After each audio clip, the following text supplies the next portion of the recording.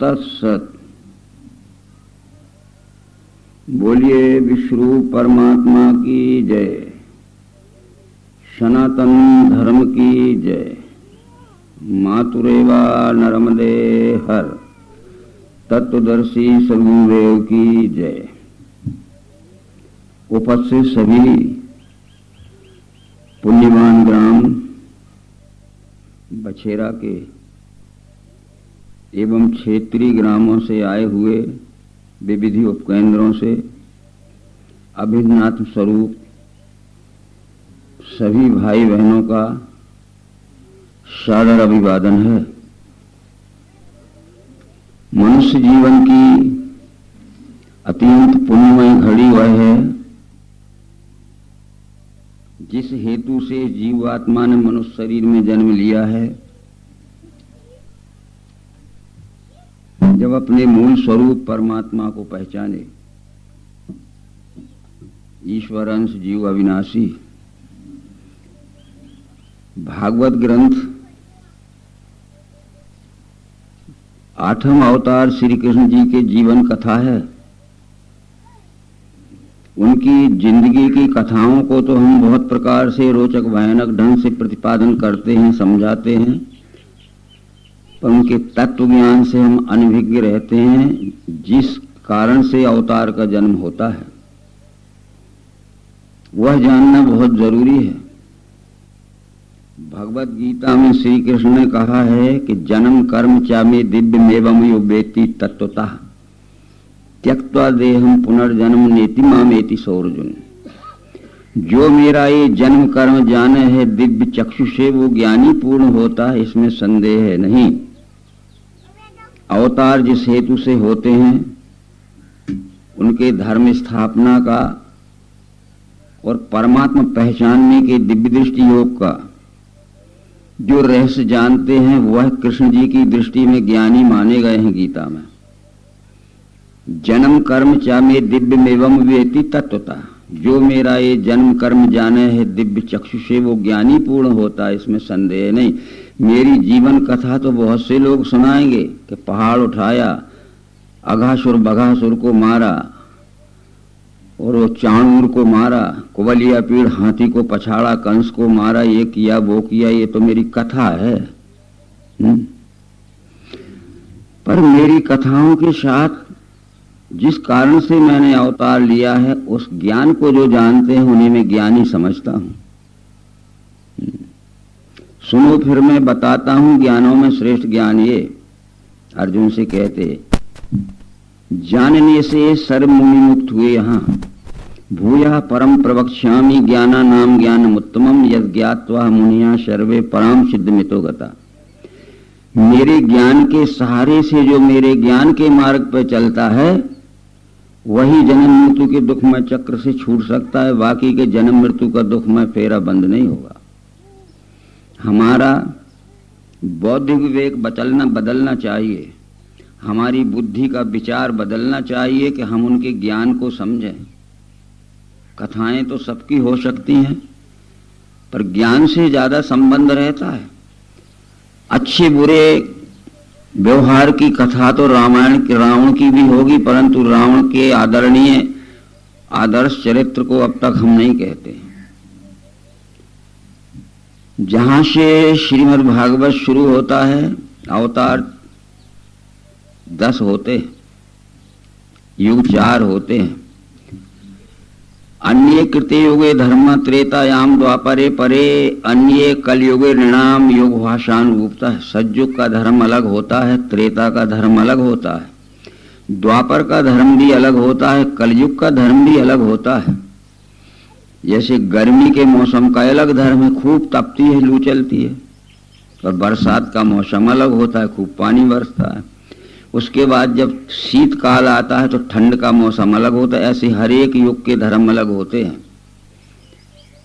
त्रेतायाम द्वापरे चैव कलिजा से संशया तपस्विना प्रशांता सद्वस्था कृते युगे। सज्जुग के मनुष्य विवेक और विज्ञान बुद्धि वाले रहते हैं। वो एक ही ईश्वर है, विश्वरूप, यह उनकी बुद्धि में निश्चय रहता है। ये तो रामायण में भी संत तुलसीदास ने कहा कि कृतयुग सब योगी विज्ञानी, कर हरि ध्यान तरहि भव प्राणी। फिर कृतयुग कर्म होनी सब केरे, हृदय राम माया के प्रेरे। शुद्ध सत्व क्षमता विज्ञाना, कृत प्रभाव मन प्रसन्न जाना। केवल एक ईश्वर को मानते हैं सज्जुग के मनुष्य। त्रेता विविधि यज्ञ नर करही, बदल गया बुद्धि का विवेक विज्ञान, तो बहुत से यज्ञ शुरू हो गए। परंतु उस समय यज्ञ केवल विपुल महंगी सामग्री जला के धुआं उड़ाना नहीं था। रामायण में भी लिखा है त्रेता विविधि यज्ञ नर करही, तो गीता में भी लिखा है एवं बहुविध यज्ञा वितता ब्रह्मणो मुखे। चौथे अध्याय में श्री कृष्ण जी कहते हैं ऐसे अनेक ही यज्ञ कहे हैं ब्रह्मदेव ने, वो सब कर्म से होवे, जान ले मोक्ष पाएगा। लोग कल्याणकारी कर्म को यज्ञ कहते हैं। यदि अकाल पड़ गया, लोग भूखों मरने लगे, तो अन्नदान यज्ञ करिए, जलाना नहीं। कृत्वाग्निहोत्रम स्वशरीर संस्थम शरीरम अग्निम स्वमुखो जो होती। यज्ञ करो, कृत्वाग्निहोत्रम यज्ञ करो, पर शरीर अग्निम स्वमुखो जो होती। जो भूख से मर रहे हैं तो मुख से आहुति डालो और उनकी जठराग्नि में पहुंचाओ, तो वो भूख से मरने हुए भी खड़े हो जाएंगे, और जलाने से उनको कोई फायदा नहीं होगा। ये त्रेता विविधि यज्ञ नर करही, ये त्रेता की बात हो गई। सज्जुग में ये विविध प्रकार के यज्ञ। तो गीता में भी श्री कृष्ण जी कहते हैं कि एवं बहुविधा यज्ञ वितता ब्रह्मणों के, ऐसे अनेक ही यज्ञ कहे हैं ब्रह्मदेव ने। वो सब ज्ञान से करना, जान ले मोक्ष पाएगा। द्रव्य के यज्ञ से श्रेष्ठ अर्जुन ज्ञान यज्ञ है। अंत में सब कर्मों का लय है ज्ञान यज्ञ में। एक यज्ञ रूढ़वाद मत बना लेना कि विष्णु महायज्ञ कर रहे हैं, रुद्र महायज्ञ कर रहे हैं, सच्चंडी महायज्ञ कर रहे हैं, गायत्री महायज्ञ कर रहे हैं। ये यज्ञ सज्जुग के नहीं है, त्रेता के नहीं है। ये तो अपने अपने मत के स्वार्थ में यज्ञ है। पर जब द्वापर आया तो उसमें लिखा है द्वापर कर रघुपत पद पूजा। केवल पूजा शुरू हो गई, ज्ञान तो छोड़ दिया। ये रामायण में लिखा है द्वापर कर रघुपत पद पूजा, नर भव तरहि उपाय न दूजा। ये तो गीता में भी लिखा है, पुराणों में भी लिखा है कि दृष्टवा मेथामितो नृणाम भज्ञात नात्मनाम नृप त्रेता दिशु हरेरर्चा क्रियाए कव्यकृता। जब ज्ञान छूट गया तो ज्ञानी पुरुषों की प्रतिमा रख ले, उन्हें हाथ जोड़ते रहो, यही तुम्हारी पूजा हो जाएगी। ज्ञान छूट गया, हाथ ही जोड़ते रहो। आज भी ऐसे ही हो रहा है। द्वापर कर रघुपत पद पूजा, नर भव तरहि उपाय न दूजा। केवल पूजा करने लगे, सब कुछ हो जाए। ये जैसे जैसे युग बदलता गया, वैसे वैसे हमारी बुद्धि का विवेक घटता गया। और कलयुग में तो ये हो गया कि बुद्धि का विवेक चला ही गया। लूटो मारो खाओ और राम राम और राधे कृष्ण भजो, यही तो हो रहा है। तो चारों युगों में 10 अवतार होते हैं परमात्मा के। मत्स्य कूर्म वाराह और नरसिंह, ये 4 अवतार सतयुग में होते हैं। ये मत्स्य कूर्म वाराह, ये मछली कछुए और सूकर नहीं थे। मत्स्य कूर्म और वाराह ये क्षत्रियों के कुल के नाम है। मत्स्य कुल के क्षत्रिय अर्जुन का समझी विराट राज था। महाभारत के भीष्म पर्व में लिखा है कि राजा विराट, मत्स्यराज विराट अपने मत्स्यवशियों के सहित पांडवों की सहायता करने के लिए कुरुक्षेत्र के युद्ध में आए थे। मत्स्यराज विराट जी अपने मत्स्य वंशियों के सहित पांडवों की सहायता करने के लिए युद्ध में कुरुक्षेत्र में आए थे, तो मछलियां लेके नहीं आए थे वो। मित्रों, कूर्म जो है वो पानी में पैदा होने वाला कछुआ नहीं है, टॉर्टाइस। कूर्म भी एक क्षत्रियों का वंश है। उस वंश के क्षत्रिय आज भी हमारे यहाँ हैं। उस कूर्म वंश के जो लोग हैं वे अपने को कौशक भी लिखते हैं। होगा शायद यहाँ भी कौशक। और विश्वामित्र ये कौशक थे, कुरुम वंश के क्षत्रिय थे। परशुराम ने कहा था कि कौशक सुनहु मंदे है बालक।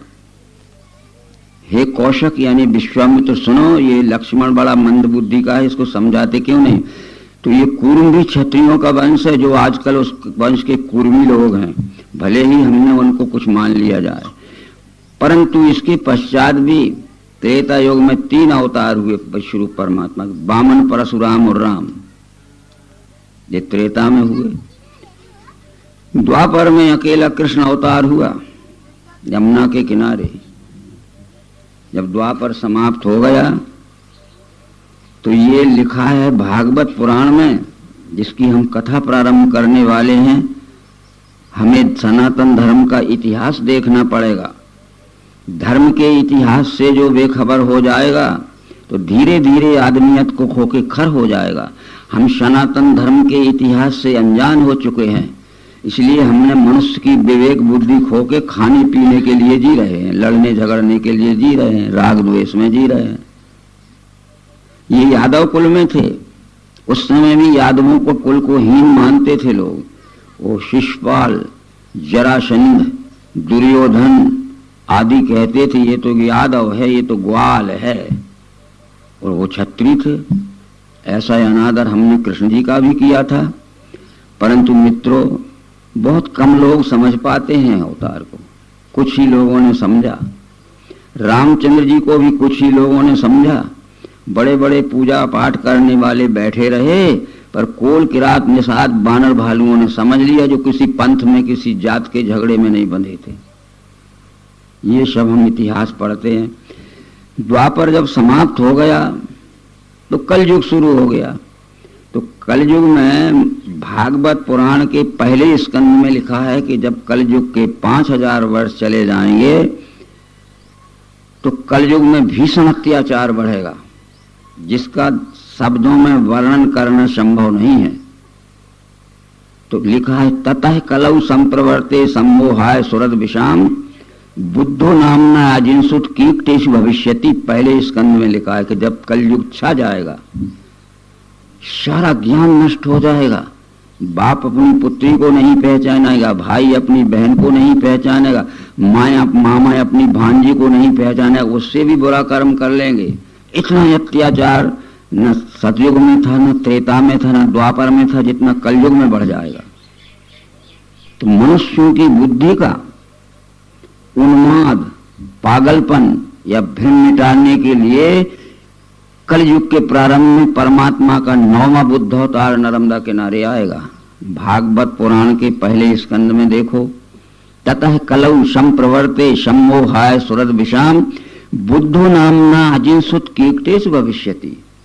फिर तीसरे स्कंद में फिर आता है कि वे अवतार आके क्या करेगा। तयोदि तोयम जगतो हिताय यथा यथा वेद पथा पुराणा बाध्येत पाखंड पथई सद्विष तदा भवान सत्व गुणम विवर्ति। जब कलयुग छा जाएगा और पाखंड बढ़ जाएगा, इन्हीं गिने ज्ञानी मिलेंगे कहीं ढूंढे मुश्किल से। तोयोदि तोयम जगतो यताय यथा यथा वेद पथा पुराणा बाध्येत पाखंड। वेद का सनातन सिद्धांत जब पाखंड के उन्माद से दब जाएगा और पाखंडियों की गिनती बढ़ जाएगी, छल कपट बेईमानी और अनेक प्रकार के दुराचार, तो उस समय उस पाखंड का निरसन करने के लिए, बुद्धि का भ्रम उन्माद दूर करने के लिए 9वां अवतार नर्मदा किनारे आएगा। ये भविष्य पुराण में लिखा है। स्कंद पुराण के रेवा खंड में, भविष्य पुराण में और वायु और ब्रह्म पुराण में लिखा है कि 5 वर्षेषु विगत कलि भविष्यति नवम बुद्ध रेवा तट जायते मानसेश भी। जब कलयुग के 5000 वर्ष चले जाएंगे, इस मानव जगत में बेहद अत्याचार बढ़ेगा, जिसका शब्दों में वर्णन करना संभव नहीं है।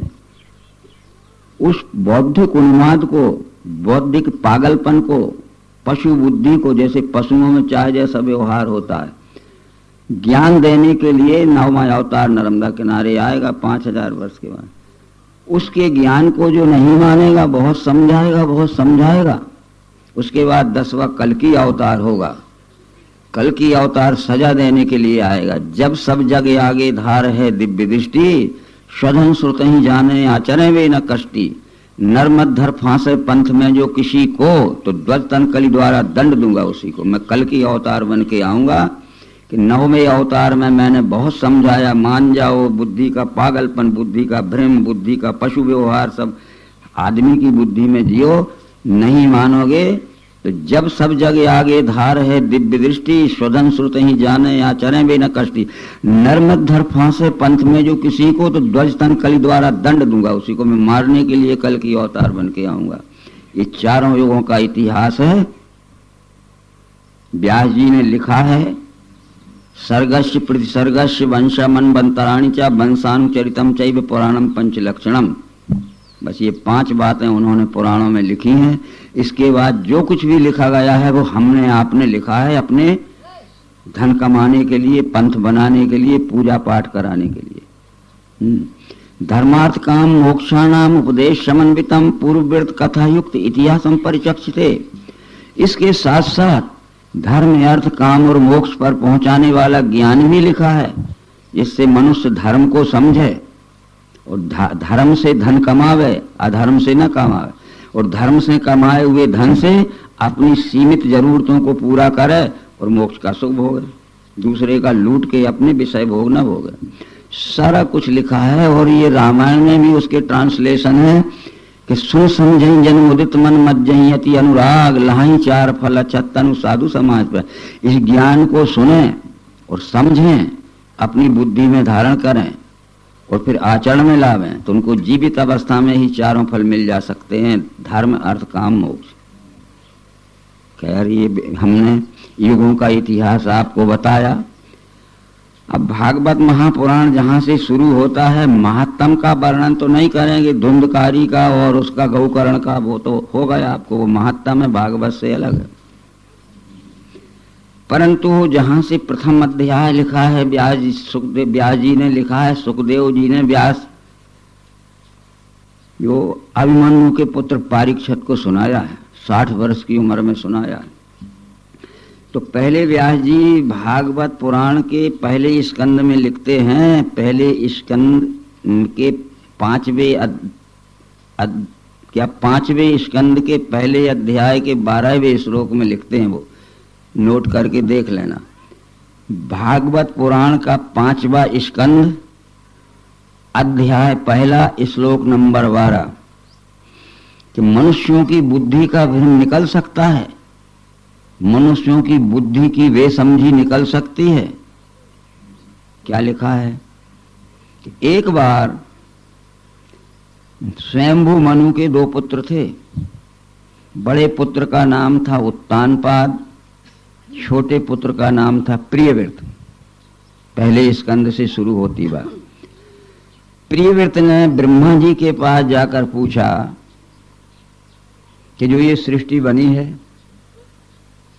अगर बीच में कोई चाहे तो इसका परिवर्तन कर सकता है? तो ब्रह्मा जी ने प्रियव्रत से कहा, यह प्रश्न तुमने किसी दूसरे से भी पूछा था क्या? तो प्रियव्रत ने कहा कि मैंने ये प्रश्न सनक सनंदन आदि ऋषियों से पूछा था, उत्तर नहीं दिया। तो ब्रह्मा जी कहते हैं कि सनक सनंदन आदि ऋषि तुम्हारे प्रश्न का उत्तर दे सकते थे, पर तुम्हारी बुद्धि समझने लायक नहीं है, इसलिए उत्तर नहीं दिया। तुम्हारे बचपन की ओर देखकर उत्तर नहीं दिया कि मैं उत्तर दूंगा, तो इसकी बुद्धि अभी समझने लायक नहीं हुई है। ऐसे ही जब तक हमारी बुद्धि ज्ञान समझने लायक नहीं होती है, तब तक उनके पास कितने समझाओ वो नहीं समझेंगे। ये कहा है 5वें स्कंद का 1 अध्याय श्लोक नंबर 12। परंतु तुम्हारी आतुर इच्छा है, तुम्हारी उत्कट इच्छा है, तो मैं बता देता हूं। तो ब्रह्मा जी बोले प्रियव्रत से कि न तस्य कश्चित तपसा विद्यावा न योग वीर्येण मनीष्यावा नैवार्थ धर्मे परता स्वतः वा कृतन वहंतन तनुभृत ही भूयात। ये ब्रह्मा जी ने उत्तर दिया मनुपुत्र प्रियव्रत को। न तस्य कश्चित तपसा विद्यावा न योग वीर्येण मनीष्यावा नैवार्थ धर्मे परता स्वतः वा कृतन वहंतन तनुभृत ही भूयात। ये जो वस्तु जैसी प्राकृतिक बनी है उसका प्राकृतिक ही परिवर्तन होगा। न तस्य कश्चित् तपसा विद्या वा, तप के बल से, विद्या के बल से, न योग वीरेण मनीषिया वा, न योग के बल से, न शरीर के बल से, न बुद्धि के बल से, नैवार्थ धर्मे परतः स्वतः वा, न धन के बल से, न धर्म के बल से, और हजारों आदमियों का साथ लेके अपनी पूरी ताकत लगा के मैं विष्णु और शंकर, तुम्हारे गुरु नारद और तुम्हारे पिता मनु पांचों इकट्ठे हो जाएं तो जो वस्तु जैसी प्राकृतिक बनी है प्राकृतिक ही परिवर्तन होगा। हम कुछ परिवर्तन नहीं करते। इसलिए पहले तो ब्रह्मा जी ने समझा दिया कि अगर बकरा अपनी बकरी मम्मी से बकरा ही पैदा हुआ है प्राकृतिक, तो बीच में वो कोई नहीं कह सकता कि तुम फूंक मार दो और बिल्ली हो जाओ। ये मानते हैं लोग, कह रहे फूंक से शराब दे दी, वो बकरा का बिल्ली होगा, बंदर का आदमी हो गया, या फूंक मार दी तो जिंदा आदमी जल के राख हो गया, उसके परिवार के रोने लगे तो फूंक मार दी तो राख फिर आदमी बन गई। अब ब्रह्मा जी की बात पढ़ो और ये समझाने वालों की बात समझो कि कहते शराब से सब कुछ हो जाता। मित्रों, शराब सामाजिक बहिष्कार को कहते हैं। बस जैसे हमने कोई बुरा काम किया तो समाज हमारा बहिष्कार कर देती है कि न तुम्हारा छुआ पानी पिएंगे, न तुम्हें पास में बैठा लेंगे जब तक तुम प्रायश्चित न करोगे। और जब हम उसका कुछ दंड दे देते हैं तो फिर हमारा सामाजिक उद्धार हो जाता है। शरीर नहीं बदलता है, ठीक है। ये बातें फिर एक बार समझिए कि लंकाधिपति रावण उत्तम कुल का ब्राह्मण था। उत्तम कुल पुलस्त कर नाती, स्यो विरंच पूजे बहुभांति। उनके दादा का नाम था पुलस्त्य, पिता का नाम था विश्रुवा, उनका पुत्र था रावण। विश्रुवा की 3 पत्नियां थीं। 3 पत्नियों से एक से रावण कुंभकर्ण हुआ था। जो आए बैठालते जाना, फिर अपन सबसे मिल लेंगे। बैठिए, आगे बैठ जाओ।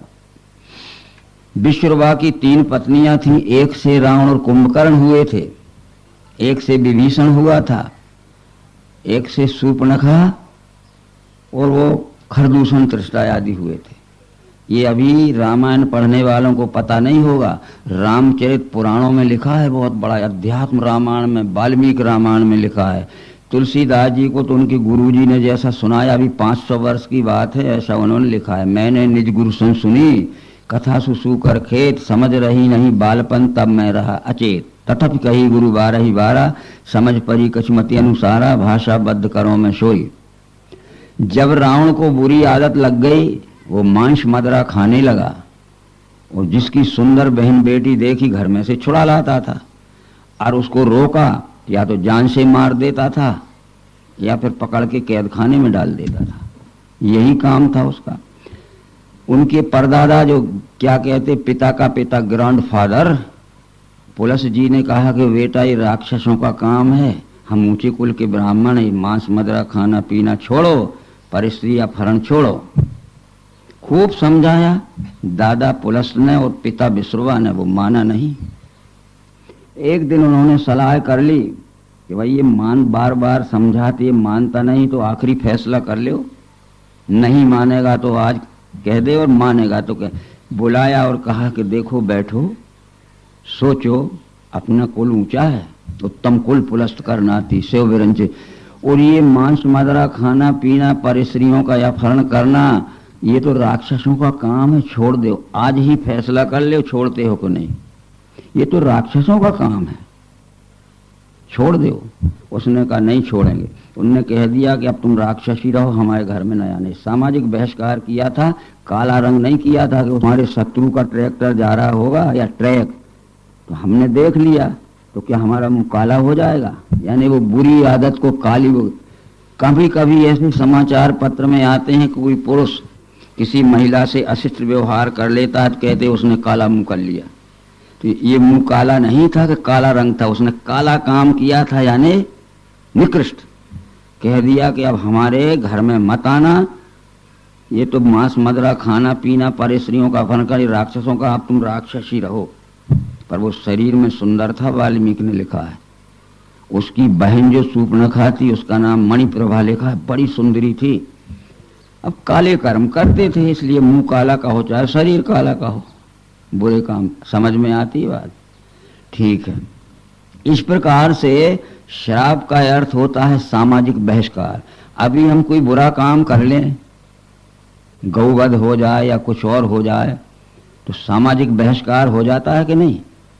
ना हम पानी पीते, ना पास में बैठालते, ना कोई उससे संबंध रखते।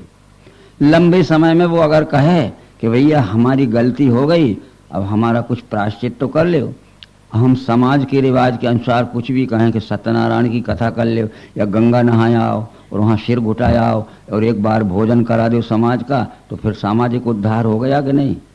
तो ये श्राप यानी सामाजिक बहिष्कार शरीर का परिवर्तन नहीं हो, क्योंकि विचारों का परिवर्तन तो हो ही गया। तो विचार काले हो गए तो शरीर ही से तो वो काम हुए थे, शरीर काला बता दिया। बहुत गहरी समझे हैं ये आदमी की बुद्धि। जो हमने कहा कि ब्रह्मा जी ने कहा कि तप के बल से, विद्या के बल से, योग के बल से, शरीर के बल से, बुद्धि के बल से, धन के बल से, धर्म के बल से, और हजारों लोगों का साथ लेके और अपनी पूरी ताकत लगा के मैं, विष्णु, शंकर तीन, तुम्हारे गुरु नारद और तुम्हारे पिता मनु, ये पांचों इकट्ठे हो जाएं तो जो वस्तु जैसी प्राकृतिक बनी है प्राकृतिक ही परिवर्तन होगा। ये भागवत रखी। तो कैसे कह देते हो कि किसी ने कह दिया तुम? तो देखो प्रहलाद को क्या लिखा है रामायण में, राम नाम नर केसरी कनक कसु कलिकाल जापक जन प्रहलाद जिनि दलिपाल सुरसाल। राम नाम नर केसरी कनक कसु कलिकाल जापक जन प्रहलाद जिनि। हम सबको प्रहलाद के समान जापक बनना पड़ेगा। मंत्र जाप में दृढ़ विश्वास आ। जब विश्व रूप का निश्चय हो गया तो हमें दृढ़ विश्वास हो गया, कितना ही बड़ा लोभ मिले, कितना ही बड़ा भय मिले, हम अपने सिद्धांत को न छोड़ें। तो कितना बड़ा लोभ मिल रहा था प्रहलाद को कि मुझे ईश्वर कह दे तो सारा राज दे देऊंगा। तो प्रहलाद ने कहा कि पिताजी एक व्यक्ति ईश्वर नहीं हो सकता, और मुझे ईश्वर नहीं कहे तो जान से मार दूंगा। तो भी प्रहलाद ने जान के मरने के डर से भी नहीं कहा। ये प्रहलाद ने विष्णु पुराण में लिखा है, जहां प्रहलाद नरसिंह भगवान का और हिरण्यकश्यप का प्रसंग आता है। वायु ब्रह्म पुराण में लिखा है कि हिरण्यकश्यप क्या लिखा है कि न शब्द गोचरम यस्य योगी देहम परम पदम यतो यच्च स्वयं विश्वम स विष्णु परमेश्वर। पिताजी शब्दों में कहने से दर्शन नहीं होता है, न शब्द गोचरम यस्य, प्रत्यक्ष दिखाने और देखने पर दर्शन होता है। यतो यच्च स्वयं विश्वम स विष्णु परमेश्वर। ये स्वयंभू विश्वरूप जो दिख रहा है विश्वरूप ही परमात्मा है। तब वो विश्वरूप परमात्मा की जान पहचान कर भक्ति कर रहा था। जा का अर्थ है जानना, पा का अर्थ है पहचानना, का अर्थ करना। तो दृढ़ विश्वास हो गया। वो मृत्यु के डरने से, राज के लोभ से भी उसने हिरण्यकश्यप को नहीं कहा कि आप ईश्वर हो। ये दिव्य दृष्टि किसने दी थी प्रहलाद को? हम कूर्म पुराण, मत्स्य पुराण, नरसिंह पुराण देखें। हिरण्यकश्यप पुत्र प्रहलाद नाम पुण्यवान दिव्येन चक्षुषा सिंगम पश्यत देव भागतम। हिरण्यकश्यप के पुण्यवान पुत्र प्रहलाद को नरसिंह भगवान ने दिव्य दृष्टि देकर विश्वरूप दर्शन कराया था। तब उसमें लिखा है कि प्रहलाद अपने पिता हिरण्यकश्यप से कह रहा था न शब्द गोचरम यस्य। शब्दों में कहने से दर्शन नहीं होता है, प्रत्यक्ष देखने दिखाने पे दर्शन होता है। योगी ध्येयम परम पदम, जिस परम पद को प्राप्त करना ये शुद्ध हृदय वाले योगियों का ध्येय रहता है। यतो यच्च स्वयं विश्वम, ये जो स्वयं विश्वरूप दिख रहा है ये विश्वरूप ही परमेश्वर है। इतना निश्चय हो गया था। तो मृत्यु के डर से और राज के लोभ से भी उसने ईश्वर नहीं कहा हिरण्यकश्यप को। इतना निश्चय हो जाता है। अब ये तो बताया नहीं। विष्णु पुराण को एक बार देखिए, बाजार में मिलता है, जो भागवत से बहुत पहले बना है।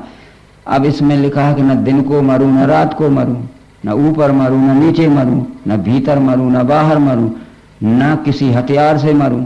तो वो सब गढ़ंत कथा बढ़ती गई। उसमें तो इतना ही लिखा है कि जब हिरण्यकश्यप ने घोषणा कर दी, विष्णु पुराण की बात कह रहा हूं, कि अगर कल मेरी बात नहीं मानी तो तुझे जान से मार दूंगा, तो हाहाकार मच गया राजभर में। उसके समवयस्क मित्र थे, समान उम्र के जवान मित्र थे, वो इकट्ठे हो गए कि कल हमारा मित्र मारा जाएगा तो नौबत हमारे ऊपर आएगी, और हमारे देखते हुए हमारा मित्र मारा गया तो हमारी जिंदगी को धिक्कार है। एक हिम्मतवर ने, दमंग, सूरवीर, हिम्मतवर, बहादुर व्यक्ति ने आके कहा हिरण्यकश्यप से कि मैं आपसे कुछ कहना चाहता हूं। क्या कहना चाहते हो? ये कहना चाहता हूं कि मनुष्य अपने अज्ञान पर, अभिमान पर भी कभी विचार करता है कि दूसरे के ऊपर ही दोषारोपण करता है। आज आपको अपने अज्ञान और अभिमान पर विचार करना है, नहीं तो नौबत प्रहलाद पे नहीं आएगी, आप पे आ सकती है। उसने देखा कि 20 जवान खड़े हैं उसके मित्र, ऐसा न होगा कि मचल दें, तो उसने कहा कि मेरे पुत्र को बुला दो। पुत्र को बुला दिया गया। हिरण्यकश्यप ने गोदी में बैठा लिया, हाथ फेर रहा है कि पुत्र मैंने तुझे बहुत कष्ट पहुंचाया, भूल जाना। तो प्रहलाद बोला कि पिताजी अभिमान में और अज्ञान में क्या क्या बुरे कर्म नहीं करता, मैं तो भूल गया। नरसिंह पुराण, उसमें विष्णु पुराण में लिखा कि पिता पुत्र दोनों मिलके रहने लगे। अब यहाँ चीर डाला, फाड़ डाला। उसका मतलब है कि उसके अभिमान को धमकी दे के चीर फाड़ डाला। आज आपको अपने अज्ञान अभिमान पर विचार करना है तो नौबत प्रहलाद पे नहीं आएगी, आपके ऊपर आएगी। डर गया वो, अभिमान को चीर फाड़ डाला और शरीर की फोटो बना के बता दिया कि वो नरसिंह चीर फाड़ रहा है। ये कथाएं बढ़ती गई, बात का बतंगा बढ़ता गया। ये कहावतें रहती हैं, इसलिए 5000 श्लोक का भागवत 18,000 श्लोक में बढ़ गया। क्या रहते हैं, जो पंखे का कौआ, एक कहावत होती है ना। एक सेठ जी थे, वो अपना हिसाब किताब जोड़ रहे थे और बैलेंस निकाल रहे थे अपने रजिस्टर में, परंतु थोड़ा रह गया था और उनको जोर से हादत हुई टट्टी की। तो वो जोड़ जोड़ के जल्दी उठे और उठे लौटा लेके आम के झाड़ के नीचे बैठ गए जल्दी में। और जब वो शौच साफ करने लगे तो उनके टट्टी के नीचे एक पंखा पड़ा था कौए का। अरे उनने देखा कि ये पड़ा तो नहीं था, कहाँ से आ गया। पर उनने सोचा कि झाड़ पे कौए बैठते, हो सकता है कौए का हो, पर उन्हें सदमा रहा ये कि अरे पहले तो नहीं था, कहाँ से आ गया। तो इतनी बात उनने अपनी आके सेठानी से कही कि ऐसा लगता है कि आज मैं अपनी टट्टी में एक छोटा सा कौए का पंख गया हूं, पर कौए तो झाड़ पे भी बैठते, उनका भी हो सकता है। इतनी बात कही थी। वो सेठानी जी ने नौकरानी से कही कि आज हमारे सेठ जी एक कौआ टट्टी में गए, देखो पंखे का कौआ बनाया। नौकरानी जब मोहल्ले में गई तो वो अपने मोहल्ले में कहती कि आज हमारे सेठ जी 5 कौए गए हैं टट्टी में। और फिर यहाँ से गोंदरी में और तुम्हारे दूसरे गाँव सेठ जी 100 कौए रोज हगते। ये हो गया पंखे का कौआ तुम्हारा। कितनी गपोड़े बढ़ते गए। अन्यथा नहीं, ये बात हमने प्रमाण दे दिए कि नरसिंह ने प्रहलाद को दिव्य चक्षु दी है। आप मत्स्य पुराण में, कूर्म पुराण में और नरसिंह पुराण में देख लीजिए। हिरण्यकश्यप पुत्र प्रहलाद नाम पुण्यवान दिव्येन चक्षुषा सिंहम पश्यत देव भागवतम। नरसिंह भगवान ने दिव्य दृष्टि देकर ये विश्व रूप का दर्शन कराया था। तब वो कह रहा था कि न शब्द गोचरम यश, शब्दों में कहने से दर्शन नहीं होता, प्रत्यक्ष देखने दिखाने पे दर्शन होता है। यह तो यच्च स्वयं विश्वम, ये स्वयं विश्व रूप जो दिख रहा है सब विष्णु परमेश्वर है। यही तो विष्णु और परमेश्वर है। क्या क्या समझाया जाए। तो वो इसमें जो मिलके रहने लगे, वहां लिखा है विष्णु पुराण में, यहाँ कहते चीर डाला, फाड़ डाला। तो हो सकता है कि उसके अभिमान को चीर फाड़ डाला, जो उसके शरीर पर उसका चित्रण कर दिया। बहुत सी बातों के ऐसे रहते हैं। जो सवेरे भी हमने कुछ बताया था कि जो बुरा काम करता है तो कहते हैं उसका मुंह काला हो गया, तो क्या उसने कालोंच लपेट ली। बुरे काम को काला मुंह वाला कहते हैं। ठीक, तो ये प्रहलाद को इसमें लिखा कि पहाड़ से पटक दिया भागवत में, हाथी के पांव से दबा दिया, हाथ पांव बांध के समुद्र के पानी में डाल दिया और आगे के भट्टे में डाल दिया तो भी बच गया। ये तो बड़ी सामान्य बात है। जिनके प्रारब्ध में मौत नहीं आती है वे बड़े बड़े घटनाओं से बच जाते हैं। बड़े बड़े भूकंप होते हैं, ऊपर के आदमी चकनाचूर हो जाते हैं। जब मलबा हटाया जाता है तो आपने पढ़ा हुआ कि 4-4 दिन के दबे लोग जिंदा मिलते हैं। अरे मौत ही नहीं आई तो कैसे मर जाएंगे। और प्रारब्ध में मौत आ गई तो यहीं बैठे बैठे हार्ट फेल हो जाएगा। इसलिए अकाल मृत्यु नहीं आती है, डरना बिल्कुल मत। वाल्मीकि रामायण में सीता जी ने अपने मुंह से कहा है कि सत्यम बतेदति प्रवदंत लोके न अकाल मृत्यु भवतीत लोके। यह अकाट सिद्धांत है कि अकाल मृत्यु नहीं होती है। नहीं तो सीता जी कहती मुझे मर जाना चाहिए था, मैंने कोई कसर नहीं रखी। कभी कभी अपनी साड़ी में गला बांध के घोंटना चाहा तो बच गई, कभी कभी आग लगा के साड़ी में जलना चाहा बची, पति पत्थर पे मूड़ मार के मरना चाहा पर बच गई। परंतु सत्यम बतेदति प्रवदंत लोके न अकाल मृत्यु भवतु इति लोके, ये सीता ने कहा कि ये बात अकाट सत्य है कि अकाल मृत्यु नहीं होती, ना मैंने कोई कसर नहीं रखी मरने की। ठीक है, और लंका में सीता मर जाती तो उसके प्रारब्ध में अभी 2 बच्चों का जन्म होता है, लोग उस कौन के पेट से होते। इधर लंका में मरे कैसे, वो बच्चे उसके गर्भ से होना है, उसके प्रारंभ कौन से पैदा होते। और जब बच्चे पैदा हो गए उस समय सीता मर गई। तो डरना मत, मौत जब एक बार ही आना है तो डरना क्या है। आज आ जाए, कल आ जाए, और जब आना हो आ जाए। और यह ना पूछो कि चलकर कहाँ जाएंगे, अरे वो जिधर भेज देगा उधर जाएंगे। मौत से नहीं डरा प्रहलाद, और राज के लोभ से भी उसने पिता को नहीं कहा कि तुम ईश्वर। हम तो 5-5, 10-10 रुपए के लोभ में अब भी झूठ बोल जाएंगे और बड़े बड़े कथावाचक हो जाएंगे। ठीक, तो ये प्रहलाद की इसमें आती है, ये विश्वामित्र का और वशिष्ठ का एक बहुत बड़ा झगड़ा हुआ 5वें स्कंद में। झगड़ा क्या हुआ कि विश्वामित्र वशिष्ठ जी से कहता था कि मुझे ब्रह्म ऋषि कहो, तो वो वशिष्ठ जी कहते थे तुम अभी ब्रह्म ऋषि की योग्यता के नहीं हो। बहुत कष्ट पहुंचाया विश्वामित्र ने, उनके पुत्र भी मार डाले, उनको अनेक प्रकार से हानि पहुंचाई। तो ज्यादा मैं इनको परेशान करूंगा तो ये तो डर के मारे कह देंगे कि हाँ तुम ब्रह्म ऋषि हो। क्योंकि उपाधि देने वाली समिति के अध्यक्ष वशिष्ठ जी थे, ब्रह्म ऋषि कह सकते थे, पर योग्य नहीं था विश्वामित्र। एक दिन विश्वामित्र ने सोचा कि जब वशिष्ठ को मैं जान से मार दूंगा तो दूसरा अध्यक्ष बन जाएगा उपाधि देने की समिति का, तो मुझे सहज में ब्रह्म ऋषि कह देगा। तो वशिष्ठ जी के आश्रम के बाहर एक मोटा डंडा लेके खड़ा था, ये निकले और मैंने सिर में जमाया। तो वो अपनी पत्नी अरुंधति से वशिष्ठ जी क्या कह रहे थे कि विश्वामित्र ब्रह्म ऋषि है, मगर उसमें थोड़ी सी ऐब है, बड़ा अकड़ेल है, बड़ा क्रोधी है। तो उसने सुन लिया, जो दबा हुआ था कि निकलेंगे और मार दूंगा, सिर फोड़ दूंगा, मर जाएंगे, दूसरा अध्यक्ष मुझे सहज में पाए। तो किवाड़ खटखटाए विश्वामित्र ने। वशिष्ठ अंदर से पूछते कौन है, तो बोले मैं विश्वामित्र हूं। वशिष्ठ जी ने कहा क्या क्रूर दुष्ट, क्या आधी रात को मुझे मारने आया है। तब उसने कहा था कि सत्यम सत्यम पुनः सत्यम, मैं 3 बार शपथ लेके कहता हूं कि शरण में आया हूं। किवाड़ खोल दिए वशिष्ठ जी ने। विश्वामित्र ने जाके वशिष्ठ के चरणों पे माथा टेक दिया। वो कहते तुम ब्रह्म ऋषि हो गए, ले अब। तो विश्वामित्र कहता है कि ऐसे पहले से ब्रह्म ऋषि कह देते, काय के तुम्हारे पुत्रों को मारता, काय को तुम्हें डंडे मारता मैं।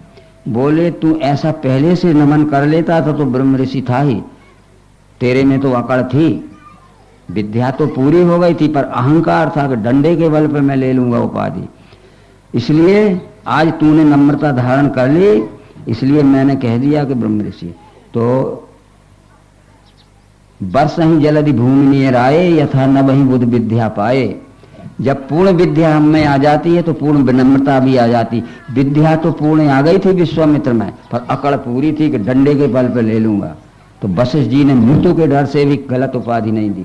ऐसी हिम्मत होना चाहिए। ये सब कथाएं लिखी हैं। और फिर वशिष्ठ जी ने जब चरणों पर माथा टेक दिया तो उनने कह दिया कि तुम ब्रह्म ऋषि हो गए। विश्वामित्र कहता है पहले से ब्रह्म ऋषि कह देते तो काय को तुम्हारे पुत्रों को मारता, मैं काय को तुम्हें मारता, और भी छुड़ा लिया था कुछ। बोले ऐसा पहले से झुक जाता तो ब्रह्म ऋषि, अकड़ तो तेरे में बहुत थी, डंडे के बल पे तू उपाधि लेना चाहता था, तो मैं मरने के भय से भी डंडे के बल पे नहीं दे सकता। अभी तो रिश्वत दे दो तो तुम फर्स्ट डिवीजन के योग्य भी नहीं हो पर रिश्वत दे दो तो फर्स्ट डिवीजन ले लो, देख लो, होता है ना। तो ये झगड़ा भी इसमें आया है 5वें स्कंद में। परंतु एक बात फिर स्कंद 8 के अध्याय 6-7 में समुद्र मंथन आता है। समुद्र मंथन पर विचार करना है। भागवत हम एक बार खुद पढ़ के देखेंगे। उस पर हमने एक रोचक भयानक पहराव अंधविश्वास का चढ़ा दिया है कि समुद्र को मंथन किया तो 14 रत्न निकले। अब सोचिए, उसमें से घोड़ा निकला, ऐरावत हाथी निकला, रंभा आदि परी निकली और ना मालूम क्या क्या निकला। तो क्या पानी का समुद्र मथा होगा? क्या रामायण में ये नहीं लिखा कि ब्रह्म पयोनिधि मंदर, ब्रह्म ही समुद्र है। एग्जीबिशन जब होती है, एक प्रदर्शनी, तो बाहर देशों से भी वो प्रदर्शनी के लिए उत्तम प्रजाति की चीजें बुलाई जाती हैं। तो फिर जहां समुद्र के मार्ग से लाई जाती हैं तो उन्हें जलयान में बैठाल के लाते हैं। जलयान जानते हो, पानी में चलने वाले जहाज पर बैठाल के लाते हैं और पानी में से चलते चलते जलयान वो किनारे पे निकलती हैं। तो ऐरावत निकला, बोले उच्च श्रवा घोड़ा निकला, धनवंतरी निकले। ये हमें फिर वेद में देखना पड़ेगा। जब महाराज दशरथ ने रामचंद्र जी के राजाभिषेक की तैयारी की, उसमें लिखा है कि देश विदेश की चीजें जो समुद्र के मार्ग से लाई जा सकती थी जलयान के द्वारा, वो भी बुला के अयोध्या में इकट्ठी की थी। तो वो जलयान पानी में से तो चलता ही, और वो वाहन को बैठाल के घोड़ा हो या हाथी हो, वो उस पर चढ़ा के लाए थे। तो पानी में से निकल के भाटे पे आए तो पानी में कभी घुड़साल बनी है जो घोड़े पैदा होते गए हाथी। वहां लिखा है कि चतुर्दंता समायातु ऐरावत कुलोद्भवम। अभी हम लोगों में बहुत से लोगों को पता ही नहीं होगा कि हाथियों की कितनी प्रजातियां होती हैं, कितनी नस्लें होती हैं। नर होता है हाथी, जिसको खीसें नहीं निकलती, उसको मुकना कहते हैं। नर होता है पर ये खीसें नहीं निकलती, ये मुकना हाथी है। नर होता है हाथी पर इसको एक ही खीस निकलती, उसको एक दंता कहते हैं। नर होता है हाथी, उसको 2 खीसें निकलती, वो 2 दंता होता है। पर चतुर्दंता समायातु ऐरावत कुलोद्भवम, जो सफेद रंग का होता है, ऐरावत नस्ल का हाथी है, जिसको 4 खीसें होती, 2 निकलती हैं और एक एक में से 2-2 फिर आगे हो जाती हैं, जैसे सामर के सींग होते। तो विदेश से समुद्र मार्ग से लाया गया था वो चतुर्दंता समायातु ऐरावत कुलोद्भवम। और श्याम रंग समायातु कामधेनु समोद्भवम। और श्याम रंग की थी, पर्याप्त दूध देती थी और काफी सीधरी गाय थी। वो विदेश से बुलाई गई थी पानी के मार्ग से, जलयान से। पानी में से निकल के जलयान से किनारे आई, पानी में से निकली, बस सब पानी में पैदा होते थे, गायें भी और हाथी भी, घोड़े भी। अभी हमारे देश में जर्सी नस्ल की जो गाय आई है, बहुत से लोगों को पता नहीं होगा कि कहां से आई और कैसे आई। ये आकाश से आई है। इसकी प्रजाति हॉलैंड देश में और नॉर्वे देश में हुई थी, जो उत्तरी ध्रुव के किनारे है। ये भारत में जब बुलाई गई थी तो हवाई जहाज पे बैठाल के और आकाश के मार्ग से आके भारत की भूमि में उतरी थी। तो आकाश से आई थी तो क्या वो तो कोई गौशाला बनी है? बड़ा अंधेर होता गया भैया। और तुमने एमएससी भी पढ़ी और बीएससी पढ़ी, मास्टर ऑफ साइंस हो गए, और बताओ तो क्या पढ़ रहे हो तुम? ये आयुर्वेद में बृहत्तरी ग्रंथ है, चरक सुसुर भागवत, क्योंकि मैंने अभी डॉक्टरी की है। हमारे देश में चिकित्सा विज्ञान नहीं था। संक्रामक रोग होते थे, जो टिटेनिस होता है, धनुष्टंकार, जो कालरा होता है, हैजा, जो प्लेग होती, कोई दवाई नहीं थी। तो एक देवालय पे हमें देवी बैठा लेते, हे देवी मेरे इस रोगी को अच्छा कर देना, मैं जवारे रखूंगा, मैं कन्या जो आऊंगा ये करूंगा वो करूंगा। मर जाते थे।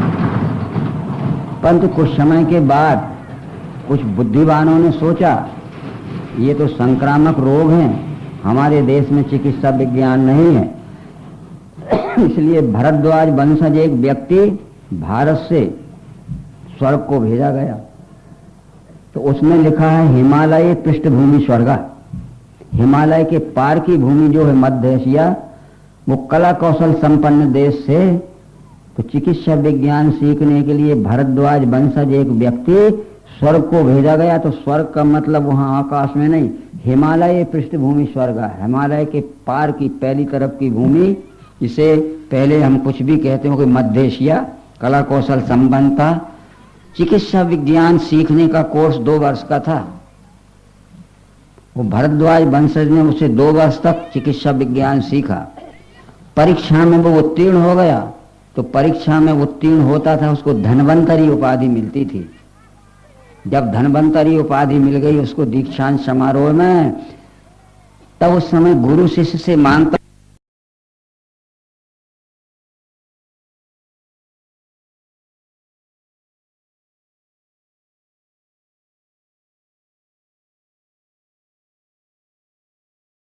पाली और अपने देश लौटने लगा। तो हाथ जोड़ के अपने गुरु से कहा कि गुरुदेव क्या सेवा करूं। तो गुरुदेव ने इतना ही कहा था कि आयुर्वेद पठस्वम तुम लोकोपकार हेतुवे सर्व प्राणी दया तीर्थ सर्वलोकहित महामखात। हमने आपको आयुर्वेद पढ़ाया है, लोक कल्याण के लिए पढ़ाया है।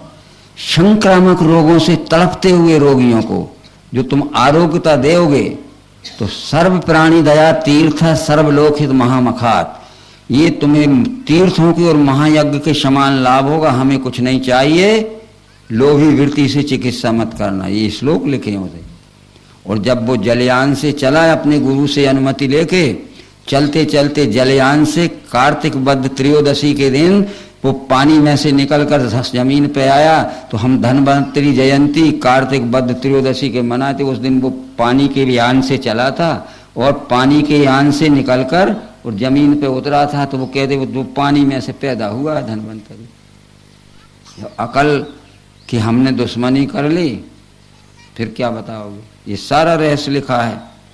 परंतु एक बात उसमें और लिखी है कि जब देवों और दानवों का युद्ध होता था, वो हमें समझना चाहिए, तो हमेशा दानव विजय पाते थे और देव हार जाते थे।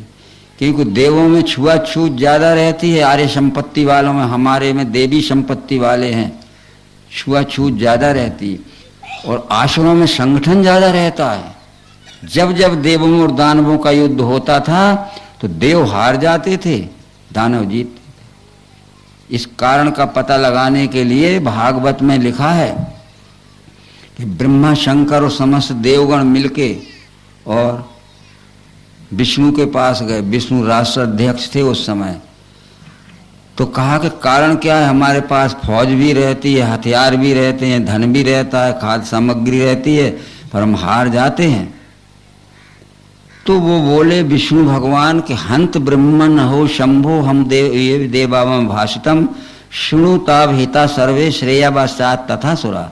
हंत ब्रह्मन अहो शंभो हे देवावम भाषितम। हे ब्रह्मा, हे शंकर और हे देवगण, जो कुछ मैं कहता हूं मेरी बात ध्यान से सुन लेना। तुम्हें जिससे श्रेय मिलेगा, विजय मिलेगी। अरियो अपि संदेह सत्कार अर्थ गौरवे। तुम इसी समय जाके अपने शत्रु दानवों से विनम्रता से नमस्कार करो और संधि कर ले। वो जान लेंगे हमेशा के लिए डर गए, निर्भय हो जाएंगे।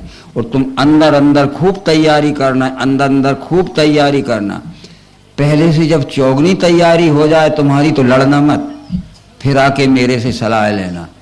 जब पहले की अपेक्षा चौगनी तैयारी हो गई, चौगने हथियार हो गए, चौगनी फौज हो गई और कई वर्षों की खाद्य सामग्री हो गई, फिर विष्णु के पास गए तो एक एक बात विष्णु ने पूछी। सब तैयारी थी, हथियार ज्यादा है, फौज ज्यादा है, युद्ध कला भी सब प्रकार की हमारे फौजी जानते हैं। विष्णु ने पूछा कि छुआछूत मिटी के नहीं? तो देव लोग बोले नहीं मिटी। तो विष्णु भगवान बोले हार जाओगे।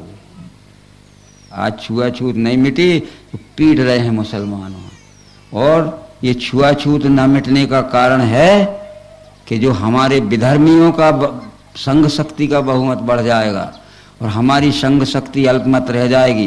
तो जिस धर्म की संघ शक्ति का बहुमत हो जाता है उनकी विजय हमेशा होती है, और जिस धर्म की संघ शक्ति का अल्पमत होता है उनका धन भी चला जाता है, धाम भी चला जाता है और धर्म भी चला जाता है। अभी सन 1947 में हमने देखा कि पूरा सिंध प्रांत चला गया, कारण क्या था कि 56-57% मुसलमान हो गए और हम बच गए 43-44%। लात मार के भगा दिया और इनके कोठियां और कारखाने और बहन बेटियां छोड़ के, जो ला सके तो ला सके, ना छोड़ के आना पड़ा। पूरा सिंध चला गया। हमारा 70% पंजाब चला गया। सब पंजाबी पड़े हैं यहाँ वहाँ शरणार्थी के रूप में। 70% बांग्लादेश है। जिस धर्म की संघ शक्ति का बहुमत रहता है उनका धाम भी बचा रहता है, धर्म भी बचा रहता है और धन भी बचा रहता है। और जिस धर्म की संघ शक्ति का अल्पमत हो जाए उनका धाम भी चला जाएगा, धन भी चला जाएगा और सारी इज्जत चली जाएगी। दिन पे दिन धर्म परिवर्तन हो रहा है और हम गहरी नींद में सो रहे हैं। ये धर्म के नाम पर नाच गाना हो रहे हैं। आश्चर्य लगता है। एक जगह मैं रामलीला देखने गया था, ये कुंवार के महीने में रामलीला होती शुक्ल पक्ष में, तो मैं गया देखने। सहज में एक जगह था तो उस दिन क्या देख रहा था कि रामचंद्र जी, लक्ष्मण और सीता वनवास में गए थे। वो तबले बजा रहे थे और हारमोनियम बजा रहे थे और वो सीता घुंघरू बांध के पाँव में नच रही थी। वो ऐसे वन में गई होगी नचने के लिए। नाच गाना हो गया रामलीला तुम्हारा। अरे आप हंसते हो, क्या हो रहा है? अरे जब रामचंद्र जी के साथ लक्ष्मण जी साथ बड़ी दुखित अवस्था में सीता वनवास गई हुई, तो रामलीला में खूब हारमोनियम बजते, खूब बाजे बजते हैं। तो हारमोनियम भी बज रहा था, तबले भी बज रहे थे और सीता को पहना दी पाँव में घुंघरी, वो नच भी रही थी। नचने को गई होगी सीता। शर्म की बातें हैं, ऐसी रामलीला कर रहे। क्या हो रहा है? तो वो विष्णु ने कह दिया कि छुआछूत नहीं मिटी तो हार जाओगे। इसी बल पे एक मुसलमान ने अपना जीता था। आपने इतिहास पढ़ा होगा। वो 8 दिन घेरे डाला रहा सूबेदार, परंतु उसकी हिम्मत नहीं पड़ी थी। उसने एक चोटी पे से देखा कि रात के समय अलग अलग रोटियां बन रही हैं। उसने पूछा एक हिंदू से जो उसके साथ में नौकर था, ये अलग अलग क्यों बन रहा है? बोले वो अलग अलग खाना बना रहे हैं फौजी लोग रात के समय। अलग अलग क्यों बना रहे हैं? बोले वो किसी का छुआ कोई खाता नहीं है। तो उसने कहा हम जीत जाएंगे कल। बस ये सारी बातें। इसलिए समुद्र मंथन का ये मत समझना कि हाथी की हड़ताल भी वहाँ होगी में कर रहे हुए, उच्चे सिरवा घोड़ा भी होगा। ये उच्चे सिरवा घोड़े का मतलब है उच्चे ही अरवा है वो नाम, जो अपने देश में पैदा नहीं हो। अरब देश में जो अच्छे ऊंचे कान वाले बड़े घोड़े होते, अरब देश से समुद्र मार्ग से बुलाया गया। तो समुद्र में से निकलकर जलयान से भारत की भूमि पर खड़ा था। तो वो कहते पानी में से निकला। अरे पानी के रास्ते से तो आया था, पर किनारे तो आया होगा कि नहीं? समझ सकते हो तो समझो, नहीं तो हरि कृपा। तो ये सब बातें जो थी समुद्र मंथन का। हरिश्चंद्र की कथा आती है भागवत के 9वें स्कंद में। थोड़ा ध्यान रखिए आप लोग। हम हरिश्चंद्र लीला होती है, नाटक होते हैं, नहीं करते हुए ड्रामा। तो विश्वामित्र जी का कर्ज चुकाने के लिए जब हरिश्चंद्र काशी में बिक गया, एक डोम के यहाँ बिक गया, अछूत के यहाँ बिका, तो राजा की सुकुमारता देखते हुए उसको शरीर के मेहनत का काम नहीं दिया डोम ने हरिश्चंद्र को। वो गंगा के किनारे मणिकर्णिका घाट था, वहाँ श्मशान था। तो हरिश्चंद्र को बैठा दिया कि दिन भर में जितने लाश आवे, मृत आवे, शव आवे, इनका कर वसूल करके शाम को नगर में आ जाया करो। और हरिश्चंद्र के 13 पीढ़ी बाद भागीरथ हुआ है और कहते भागीरथ गंगा लाया। ये भागवत के 9वें स्कंद में देखो, भागीरथ के 13 पीढ़ी पहले हरिश्चंद्र काशी में गंगा नहाता आती था।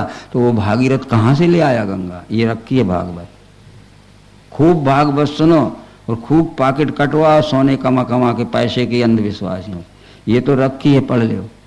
और वो यक्षवाकु वंश था और भागीरथ के 14 पीढ़ी बाद में दशरथ और रघु हुए और ये रामचंद्र जी हुए। वो सब सूर्य वंश था। बतलाइए। अब आप सोचिए कि हरिश्चंद्र के 13 पीढ़ी बाद भागीरथ हुआ है, इसमें लिखा है भागवत। और भागीरथ के 13 पीढ़ी पहले हरिश्चंद्र तो काशी में गंगा नहाता था। कहाँ की ले आया? वो तो पहले से गंगा है। कभी सोचा हमारे कथावाच कौन है? और ये भागवत में लिखा है। जरूर लिखा है ब्रह्मवायु पुराण में। हमने इसलिए आपसे कहा था कि धर्म के इतिहास से जो बेखबर हो जाएगा धीरे धीरे आदमियत को खोके खर हो जाएगा। हम सनातन धर्म के इतिहास से अनबे गए, एक ही किताब पढ़ लेते हैं, एक ही किताब सुनाने वाले आ गए, एक ही किताब सुनने वाले बैठ गए, जो कह दिया हम मानते गए। तुलसीदास ने लिखा कि कलयुग में गुरु बहरे होंगे, शिष्य अंधे होंगे, लिखा होगा। गुरु शिष्य बधिर अंध कर लेखा, एक न सुने एक नहीं देखा। शिष्य अंधे होंगे, अब शिष्यों की आंखों में आंख नहीं दिखता, और गुरुजी 5 अंगुली तो बता रहे और कहते बेटा एक है, तो नहीं दिखता है तो 5 को एक मानोगे कि नहीं? और गुरु 1 अंगुली बता रहे और कहेंगे बेटा जी 5 हैं, नहीं दिखता तो 1 को 5 मान, दिखेगा तो 1 को 5 हम क्यों मानेंगे, 5 को 1 क्यों मानेंगे? तो गुरु होंगे बहरे और शिष्य होंगे अंधे, जो कह दिया सो मानते जाएंगे। लिखा है रामायण में, गुरु शिष्य बधिरे अंध कर लेखा, एक न सुने एक नहीं देगा। और गुरु बहरे हैं, वो कहता है हम सब पूजा पाठ कर चुके, हम तीर्थ कर चुके, हम सब कुछ कर चुके, परंतु हमारा भ्रम नहीं गया। तो वो कहते और करो एकादशी फिर, या मकर संक्रांति नहाया आओ, या सोमवती अमावस नहाया आओ, पुण्य हो जाएगा, पाप धुल जाएगा। मित्रों, श्री कृष्ण ने जब अश्वमेध यज्ञ किया था पांडवों ने, तो द्वारका से हस्तिनापुर बुलाया था अर्जुन ने, युधिष्ठिर ने। अश्वमेध यज्ञ जब पूरा हो गया, तो जब श्री कृष्ण जी हस्तिनापुर से द्वारका जाने लगे, तो अर्जुन ने प्रार्थना की कि मेरी और आपकी उम्र बहुत लंबी हो चुकी है, अब हो सकता है कि दोबारा जिंदगी में मुलाकात ना हो। और श्री कृष्ण जी द्वारका में ही देह त्याग हुआ, अर्जुन यहाँ हस्तिनापुर में। ये तो बता दीजिए कि लोग कहते हैं कि पवित्र नदियों का स्नान करने से पाप मुक्त हो जाता है, और तीर्थों में भ्रमण करने से, तीर्थों में निवास करने से और तीर्थों में दर्शन करने से भी पाप मुक्त हो जाते हैं। तो आप नोट करिए, अश्वमेध पर्व में अनुगीता है, उसमें कृष्ण ने क्या उत्तर दिया है कि आत्मा नदी संयम पुण्य तीर्था, सत्योद का शील तटारयो भी तत्राभिषेकम कुरु पांडु पुत्र न वारणाति शुद्धियंती च अंतरात्मा। आत्मज्ञान रूपी नदी में तत्वदर्शियों का सत्संग रूपी स्नान करो और सदाचार ईमानदारी से चलो, ये तुम्हारा तीर्थ हो जाएगा। न वारणाति शुद्धियंती च अंतरात्मा, पानी में नहाने से कभी पाप मुक्त नहीं हो सकता है आगे आदमी। आत्मा नदी संयम पुण्य तीर्था, आत्मज्ञान रूपी नदी में तत्वदर्शियों का सत्संग रूपी स्नान करो और फिर सदाचार और ईमानदारी से चलो, ये तुम्हारा तीर्थ होगा। न वारणाति शुद्धियंती च अंतरात्मा, केवल पानी में डुबकी लगाने से आज तक कोई पाप मुक्त नहीं हुआ। और ये भी कह दिया कृष्ण जी ने कि हस्तिनापुर गंगा किनारे है, और दुर्योधन का और दुशासन का जन्म हस्तिनापुर में हुआ था। ये दोनों भाई प्रतिदिन सवेरे शाम 2 बार गंगा नहाते थे। गंगा नहाने से ये पुण्यात्मा होते तो ये राक्षस क्यों निकले दुर्योधन दुशासन? और तुम कहते हो कि तीर्थों में जाने से, तीर्थों में निवास करने से, तीर्थों में दर्शन करने से पाप मुक्त हो जाते हैं। तो कंस का जन्म तो मथुरा में हुआ था, वो राक्षस क्यों हो गया? केवल तुम देख आओगे और पाप धुल जाएंगे। तो अर्जुन फिर पूछता है, तो क्या बड़े बड़े नदियों में, गंगा में, यमुना में, नर्मदा में स्नान नहीं करना चाहिए? तो कृष्ण जी कहते हैं कि बड़े बड़े जलाशयों के किनारे ज्ञान प्रचार के केंद्र बनाए गए थे।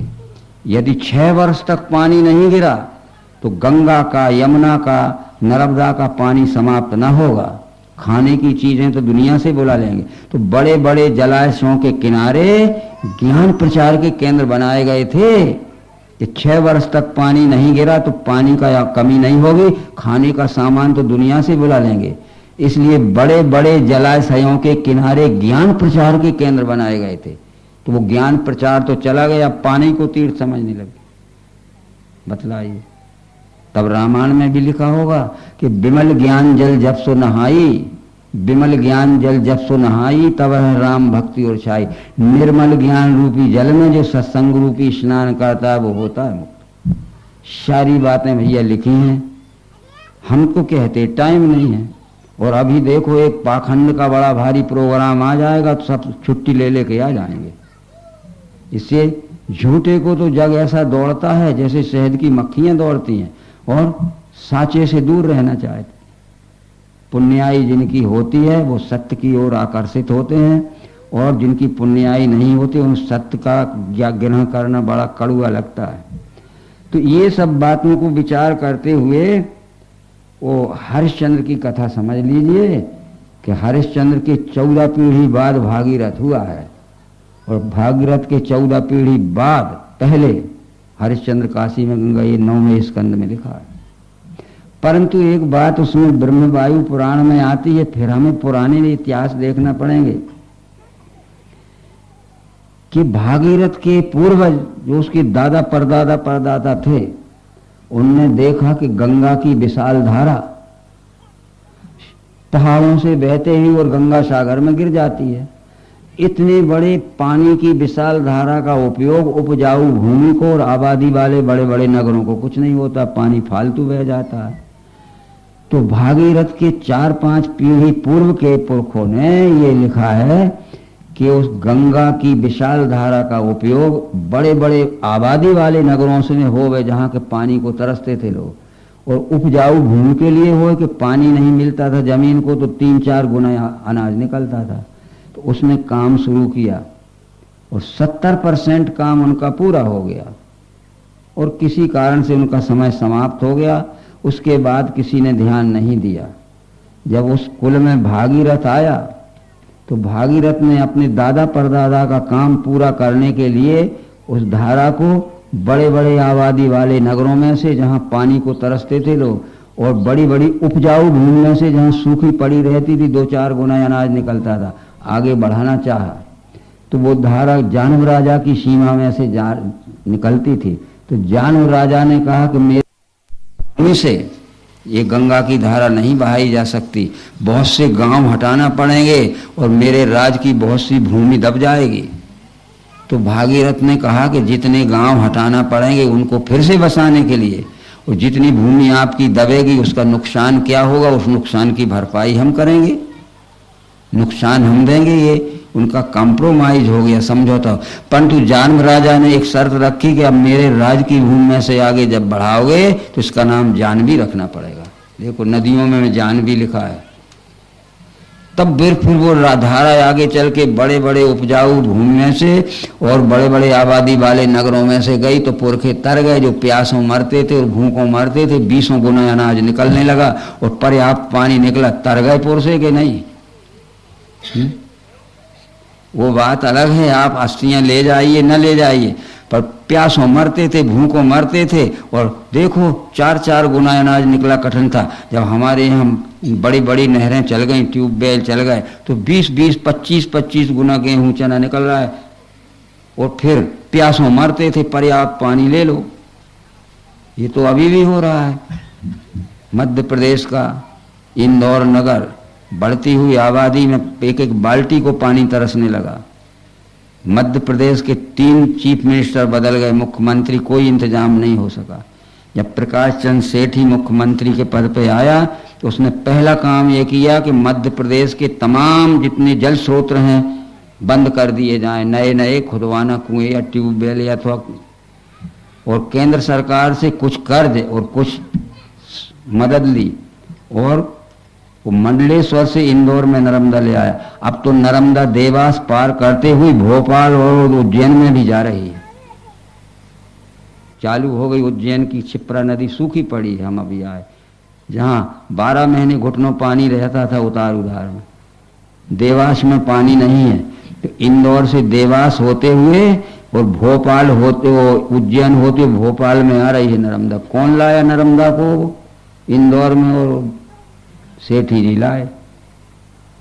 बाय बाय हो गई अब तो भैया सोचिए।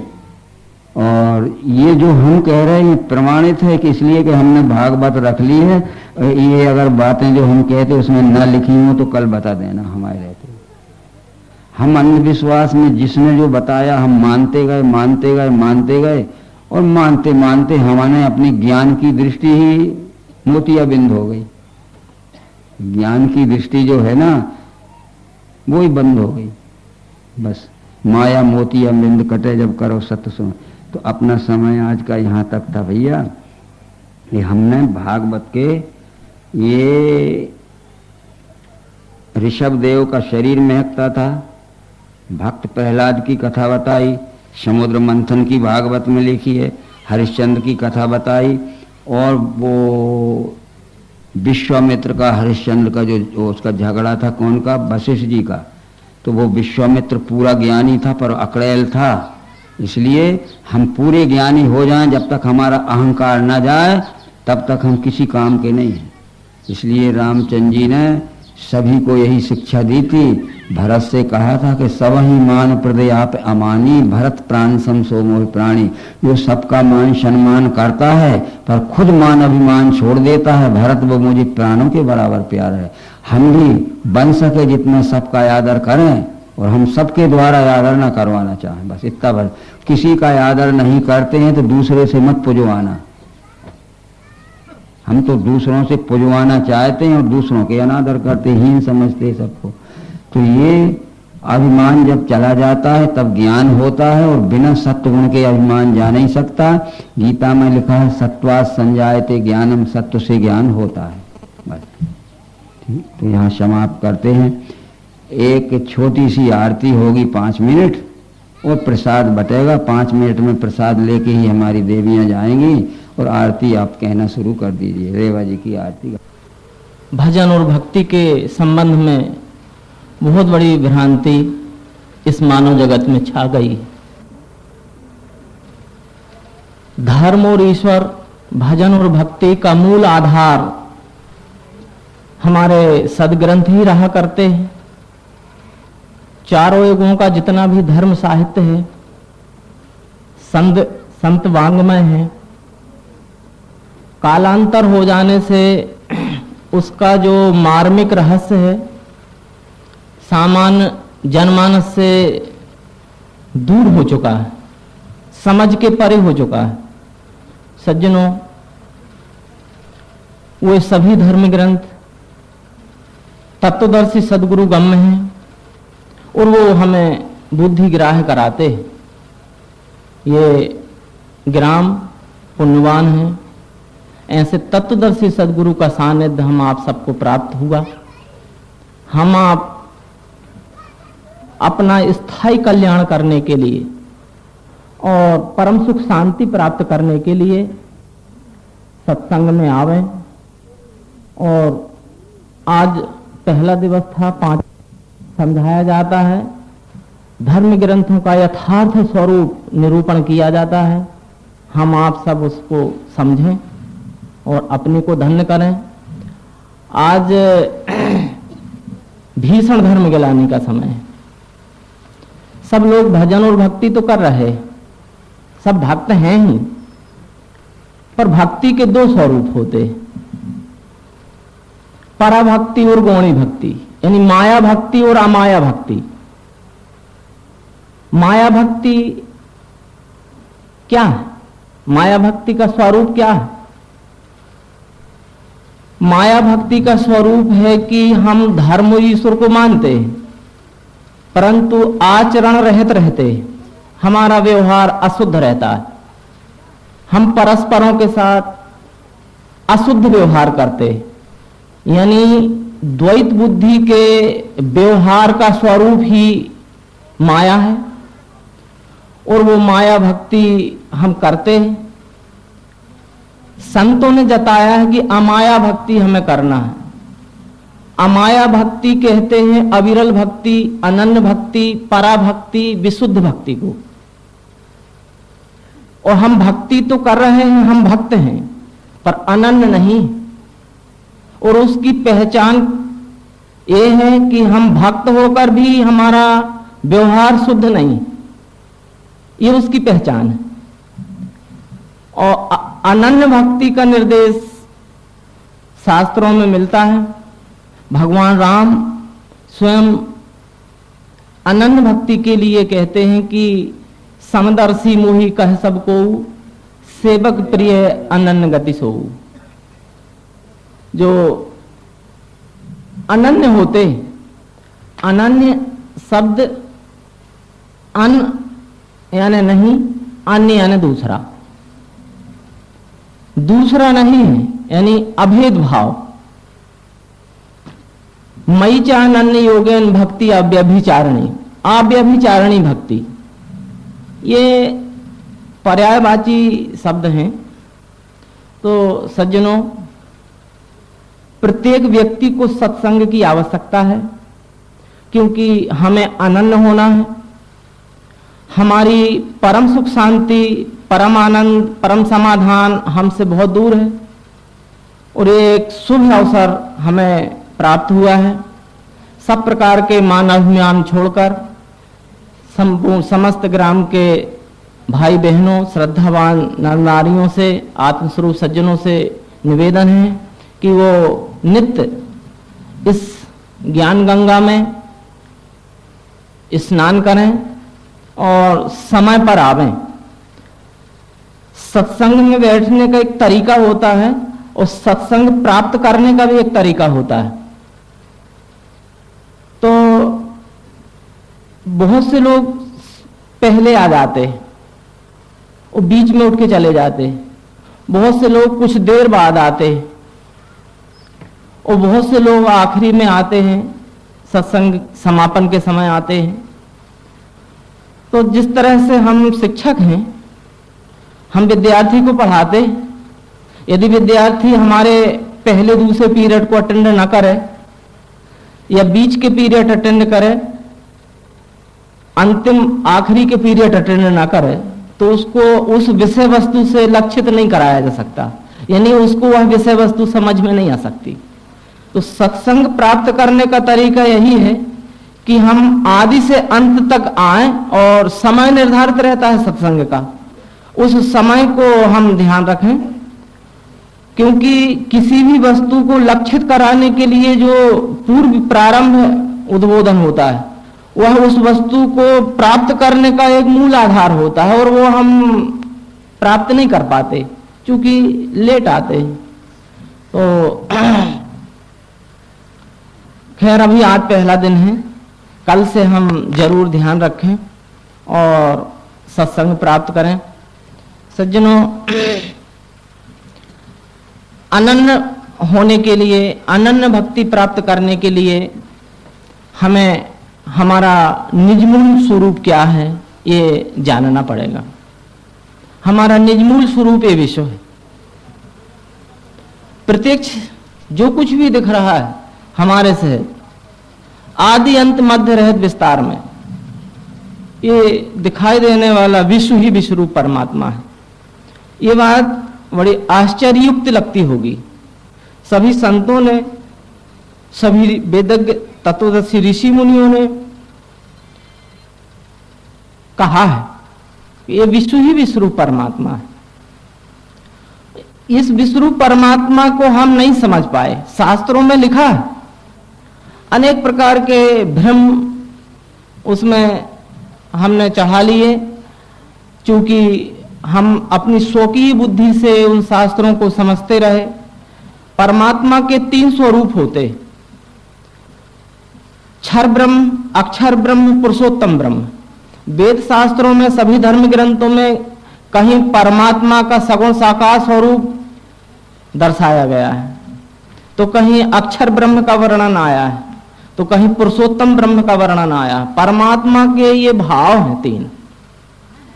तो अनेक प्रकार के भ्रम धर्म रूप संबंधी कल्पित हो गए और परिणाम स्वरूप आज जो भयावह स्थिति इस मानव जगत की हो गई, वो प्रत्यक्ष उसका स्वरूप मानवीय व्यवहार के रूप में दिख रहा है।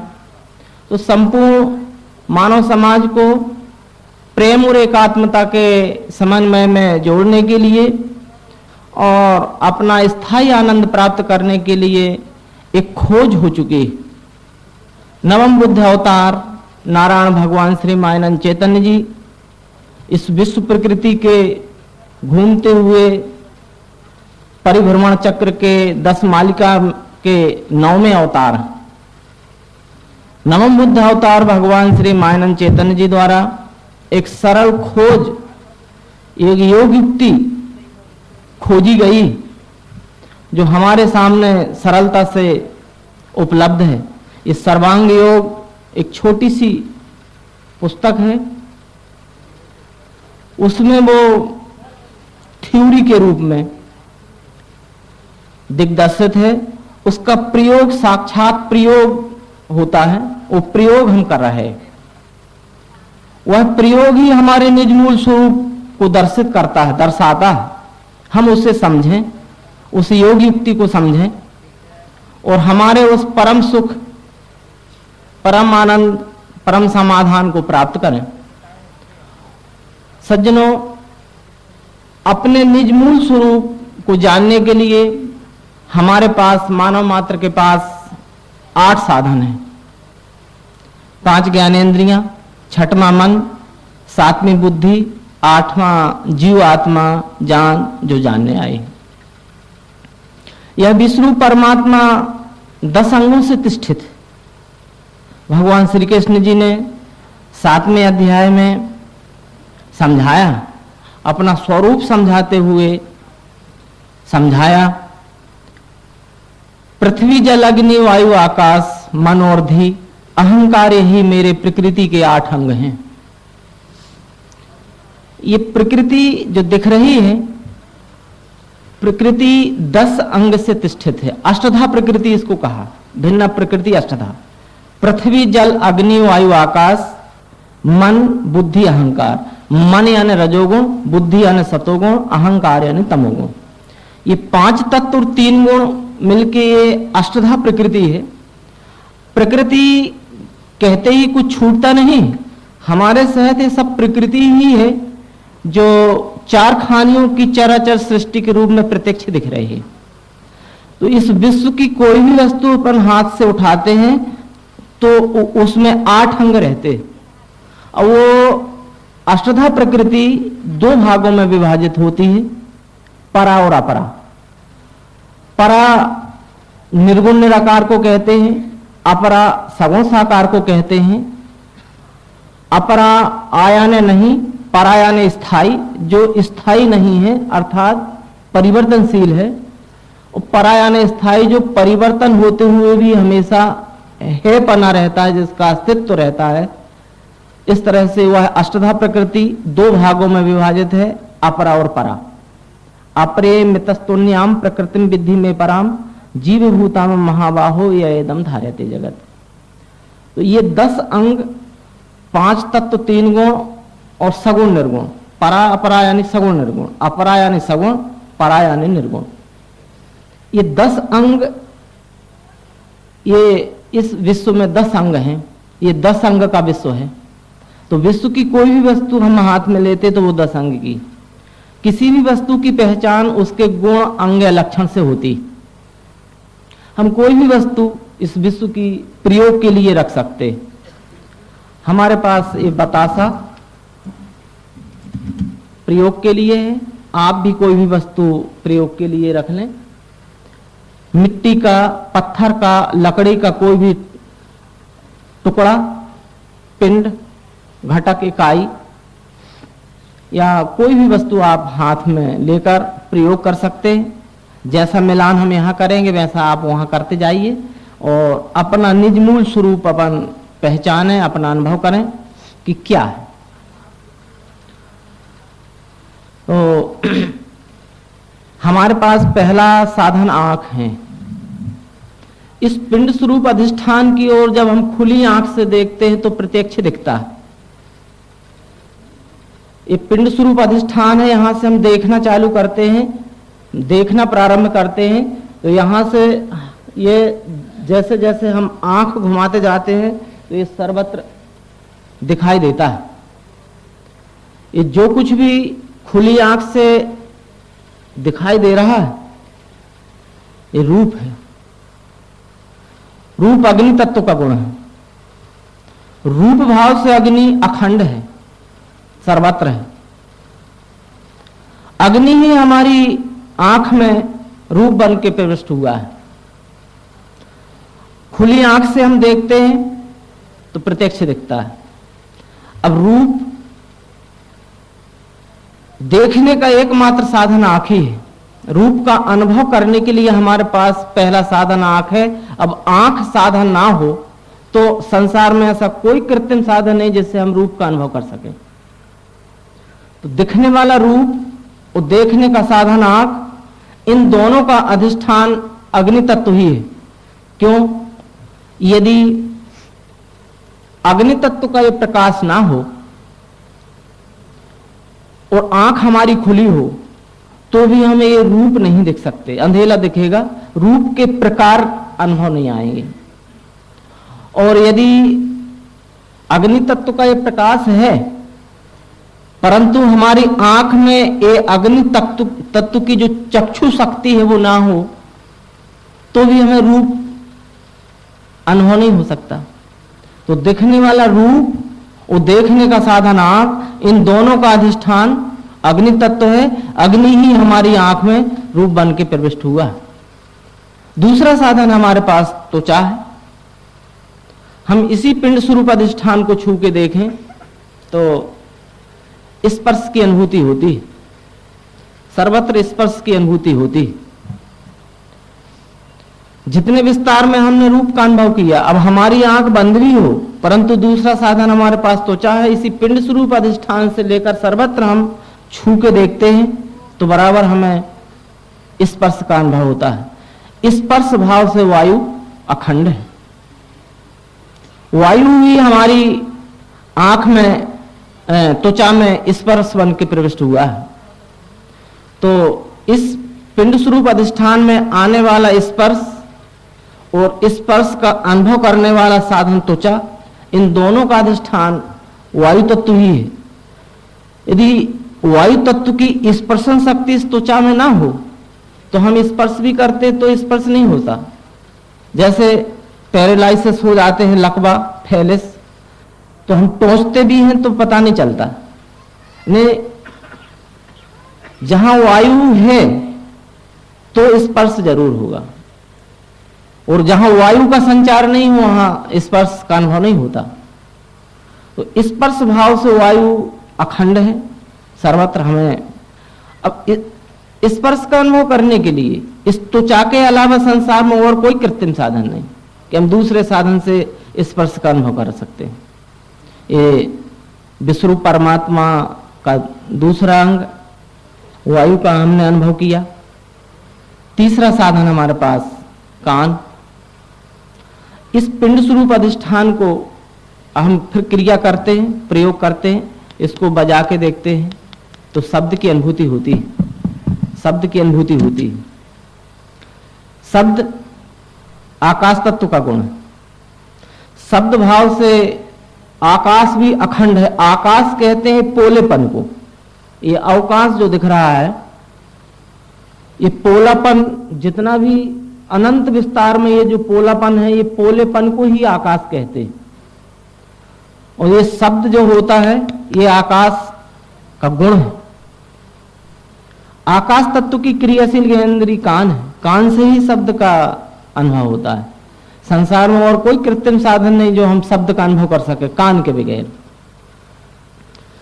तो आने वाला शब्द का अनुभव और जिस साधन से शब्द का अनुभव होता है कान, इन दोनों का अधिष्ठान आकाश ही है।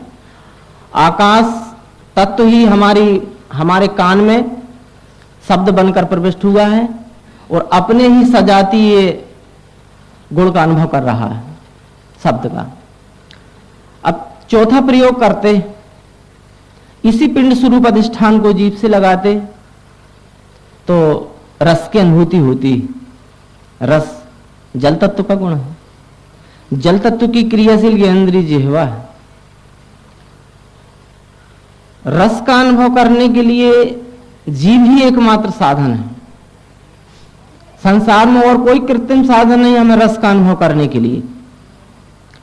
स्पेशल साधन इस प्रकृति द्वारा मानव मात्र को प्रदत्त हैं। इस तरह से हम अपने चौथे साधन से परमात्मा के सगुण साकार का चौथा अंग जल है, जल का अनुभव कर रहे हैं। रस भाव से जल सर्वत्र अखंड है। इस पिंड स्वरूप अधिष्ठान से लेकर सर्वत्र रस भाव से जल अखंड है। जल तत्व ही हमारी जिह्वा में रसनम शक्ति के रूप में है और अपने ही सजाती गुण रस का अनुभव कर रहा है। यानी आने वाला रस का अनुभव और जिस साधन जिस जिह्वा से रस का अनुभव होता है, ये दोनों का अधिष्ठान जल तत्व ही है। जल तत्व ही हमारी जीभ में रस भाव से प्रविष्ट है। इस तरह से रस भाव से हमने अग्नि तत्व का अनुभव किया। पांचवा साधन हमारे पास नासिका है। नाक से सूंघ के देखते हैं। इस पिंड स्वरूप अधिष्ठान को जब नाक से लगाते हैं तो गंध की अनुभूति होती है। इस पिंड स्वरूप अधिष्ठान से लेकर कोई भी वस्तु हम नाक से लगाते हैं तो गंध की अनुभूति होती है। गंध पृथ्वी तत्व का गुण है। पृथ्वी तत्व की क्रियाशील ज्ञानेंद्री हमारी नासिका है। गंध भाव से पृथ्वी अखंड है।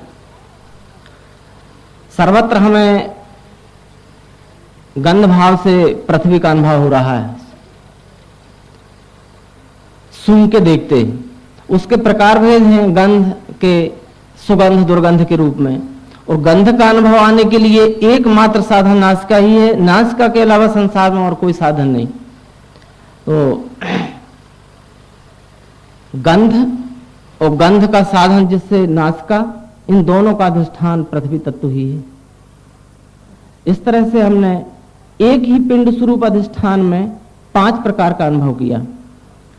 अब परमात्मा एक है तो परमात्मा के 10 अंग भी एक में हैं। उनके अंगों में विविधता नहीं है कि कोई अलग अलग, जैसे अग्नि एक ही है पर आंख भाव से अनेक है, रूप भाव से अखंड है। तो कहते हैं परमात्मा की अनेक आंखें। जैसे गीता में है कि सर्वतः पाणि पादम तत्सर्वतो अक्षि शिरोमुखम सर्वतः श्रुति मनलोके सर्वमा व्रत तिष्ठति।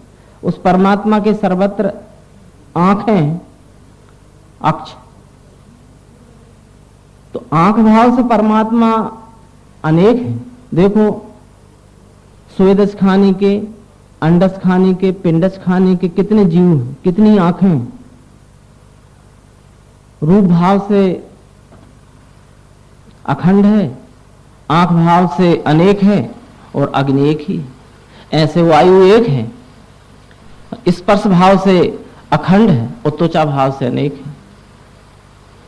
आकाश एक है, शब्द भाव से अखंड है, कान भाव से अनेक है। सर्वतः श्रुति मनलोके, उसके सर्वत्र कान।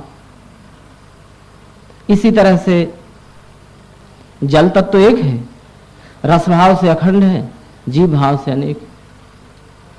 पृथ्वी एक है, गंध भाव से अखंड है और घ्राण नासिका भाव से अनेक है।